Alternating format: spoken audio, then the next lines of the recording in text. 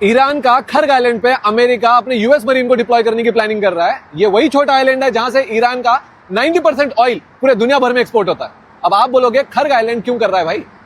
Iran की economy यहीं से चलती है। यूएसए ने सब कुछ ट्राई कर लिया ईरान को झुकाने के लिए, ईरान झुकने को रेडी नहीं है। अब खर्ग को तबाह भी नहीं कर सकता, डिस्ट्रॉय नहीं कर सकता, क्योंकि वर्ल्ड का, पूरी दुनिया का 2% ऑयल प्रोडक्शन यहीं से आता है। अगर वो करेगा ना तो पूरे वर्ल्ड की एनर्जी लॉन्ग टर्म में बहुत इफेक्ट होगी। अब सोशल मीडिया पे चल रहा है कि ईरान के मेन लैंड इन्वेड करना शुरू कर दिया यूएसए ने। इम्पॉसिबल है, अफवाह है।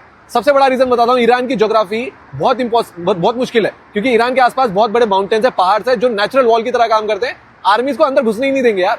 दूसरा रीजन है कि ईरान के माउंटेन्स के अंदर उन्होंने टनल्स बना रखे हैं, अंडरग्राउंड बेसेस बना रखे हैं, जहां से वो मिसाइल्स और अटैक्स करते हैं। अब मिडिल ईस्ट की बात कर लें तो यूएसए के 40,000 ट्रूप ऑलरेडी वहां पे स्टेशन है, ऑलरेडी मौजूद है उनके बेसिस पे। अल जजीरा की रिपोर्ट कह रही है कि एडिशनल 10,000 ट्रूप भेजे जाएंगे, तो टोटल 50,000 होंगे। उसमें से इस मिशन के लिए लगभग 6,000 मरीन और 1,500 पैरा ट्रूपर्स यूज करे जाएंगे, डिप्लॉय किए जाएंगे। और यह मिशन ऑपरेशन 2 फेजेस में कंप्लीट किया जाएगा। पहले फेज में खर्ग को कैप्चर किया जाएगा, दूसरे में स्ट्रैटेजिक पोजीशन लेना है उनको, इतना एरिया होल्ड करना है मेनलैंड का यूएस मरीन्स को कि मौजूदा ईरानियन फोर्स खर्ग आइलैंड पर अपनी आर्मी को सपोर्ट ना दे पाए, और स्ट्रेट ऑफ हर्मुज पे भी यूएसए होल्ड ले प्रोटेक्ट कर पाए उसको। ईरान इस दिन के लिए 20 साल से प्रिपेयर कर रहा है। आइलैंड के अराउंड लैंड माइंस बिछा रखी हैं, सी माइंस दोनों बिछा रखी हैं, तो इतना आसान नहीं होगा। इसके अलावा ड्रोन्स भी रेडी हैं, जो जमीन के रंग में घुल मिल जाती हैं, जो डिटेक्ट करना भी बहुत इंपॉसिबल है।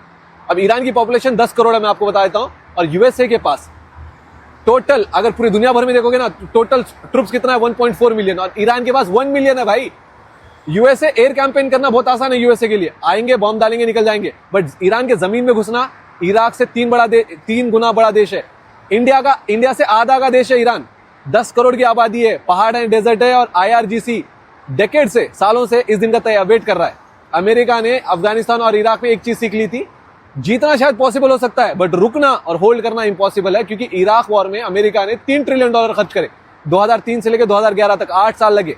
और ऊपर से आए दिन ट्रंप खुद भी बोल रहा है, उसको है ना, ईरान ने सुप्रीम लीडर आयतुल्ला का ऑफर किया है बोलते हैं, तो उसको इग्नोर कर दो आप। वो मैनिपुलेट कर रहा है, पैसे कमा रहा है।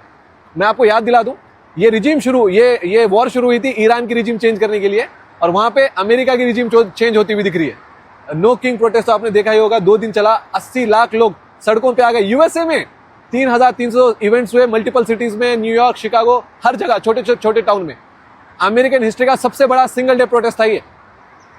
तो ये वीडियो शेयर जरूर करें, लाइक जरूर करें, हमें फॉलो जरूर कर लेना, और कमेंट में बताओ और कितने दिन ये नाटक चलेगा आपको लग रहा है। जय हिंद।